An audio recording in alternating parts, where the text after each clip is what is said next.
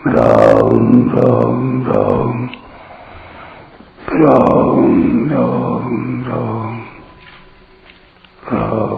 राम राम नारायण नारायण। संबंध। अब भगवान कर्मों के तत्व को जानने की प्रेरणा देते हैं। कर्मणो ह्यपि बोद्धव्यं बोद्धव्यं च विकर्मणः अकर्मणश्च बोद्धव्यं गहना कर्मणो गति। कर्म का तत्व भी जानना चाहिए और अकर्म का तत्व भी जानना चाहिए तथा विकर्म का तत्व भी जानना चाहिए, क्योंकि कर्मों की गति गहन है, अर्थात समझने में बड़ी कठिन है। व्याख्या। कर्मणो ही अभी बोद्धव्यम, कर्म करते हुए निर्लिप्त रहना ही कर्म के तत्व को जानना है, जिसका वर्णन आगे 18वें श्लोक में कर्मण्य कर्म यह पश्चेत पदों से किया गया है। कर्म स्वरूप से एक दिखने पर भी अंतःकरण के भाव के अनुसार तीन हो जाते हैं, कर्म, अकर्म और विकर्म। सकाम भाव से की गई शास्त्र विहित क्रिया कर्म बन जाती है। फलेच्छा, ममता और आसक्ति से रहित होकर केवल दूसरों के हित के लिए किया गया कर्म अकर्म बन जाता है। विहित कर्म भी यदि दूसरों का अहित करने अथवा उसे दुख पहुंचाने के भाव से किया गया हो तो वह भी विकर्म बन जाता है। निषिद्ध कर्म तो विकर्म है ही। अकर्मणश्च बोद्धव्यम, निर्लिप्त रहते हुए कर्म करना ही अकर्म के तत्व को जानना है, जिसका वर्णन आगे 18वें श्लोक में अकर्मणि च कर्म यह पदों से किया गया है। बोद्धव्यंच विकर्मण, कामना से कर्म होते हैं। जब कामना अधिक बढ़ जाती है तब विकर्म यानी पाप कर्म होते हैं। दूसरे अध्याय के 38वें श्लोक में भगवान ने बताया है कि अगर युद्ध जैसा हिंसा युक्त घोर कर्म भी शास्त्र की आज्ञा से और समता पूर्वक जय पराजय, लाभ हानि और सुख दुख को समान समझकर किया जाए तो उससे पाप नहीं लगता। तात्पर्य यह है कि समता पूर्वक कर्म करने से दिखने में विकर्म होता हुआ भी वह अकर्म हो जाता है। शास्त्र निषिद्ध कर्म का नाम विकर्म है। विकर्म के होने में कामना ही हेतु है। गीता 3 अध्याय का 36वां 37वां श्लोक। अतः विकर्म का तत्व है कामना और विकर्म के तत्व को जानना है विकर्म का स्वरूप से त्याग करना तथा उसके कारण कामना का त्याग करना। गहना कर्मणो गति, कौन सा कर्म मुक्त करने वाला और कौन सा कर्म बांधने वाला है, इसका निर्णय करना बड़ा कठिन है।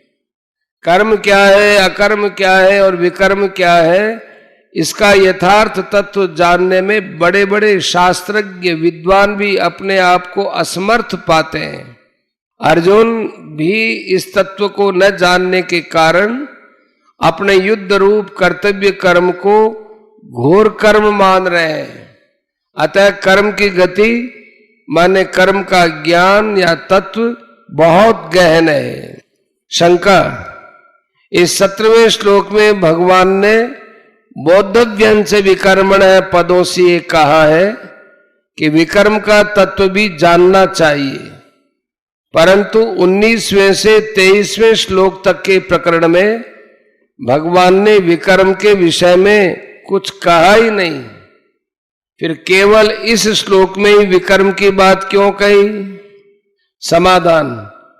19वें श्लोक से लेकर 23वें श्लोक तक के प्रकरण में भगवान ने मुख्य रूप से कर्म में अकर्म की बात कही है, जिससे सब कर्म अकर्म हो जाए, अर्थात कर्म करते हुए भी बंधन न हो।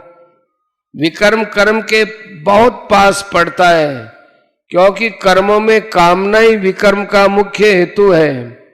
अतः कामना का त्याग करने के लिए विकर्म को निकृष्ट बताने के लिए भगवान ने विकर्म का नाम लिया है। जिस कामना से कर्म होते हैं उसी कामना के अधिक बढ़ने पर विकर्म होने लगते हैं, परंतु कामना नष्ट होने पर सब कर्म अकर्म हो जाते हैं। इस प्रकरण का खास तात्पर्य अकर्म को जानने में ही है, और अकर्म होता है कामना का नाश होने पर। कामना का नाश होने पर विकर्म होता ही नहीं, अतः विकर्म के विवेचन की जरूरत नहीं थी, इसलिए इस प्रकरण में विकर्म की बात नहीं आई। दूसरी बात, पापजनक और नरकों की प्राप्ति कराने वाला होने के कारण विकर्म सर्वथा त्याज्य है, इसलिए भी इसका विस्तार नहीं किया गया।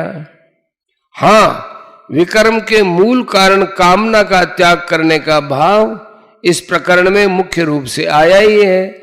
जैसे काम संकल्प वर्जिता 4:19, त्यक्त्वा कर्म फला संगम 4:20, निराशी 4:21, समय सिद्धाव सिद्धौ च 4:22, गत संगस्य यज्ञायाचरत 4:23।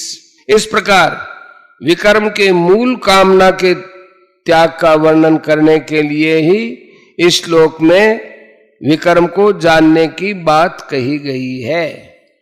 परिशिष्ट भाव, हमारे लिए और दूसरों के लिए अभी और परिणाम में जिस कर्म का फल प्राप्त होता है वह समझना बड़ा कठिन है।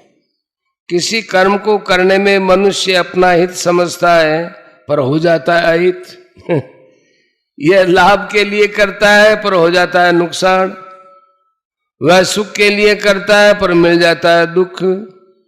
कारण कि कर्तृत्वाभिमान और फलेच्छा रहने के कारण मनुष्य कर्मों की गति को नहीं समझ सकता।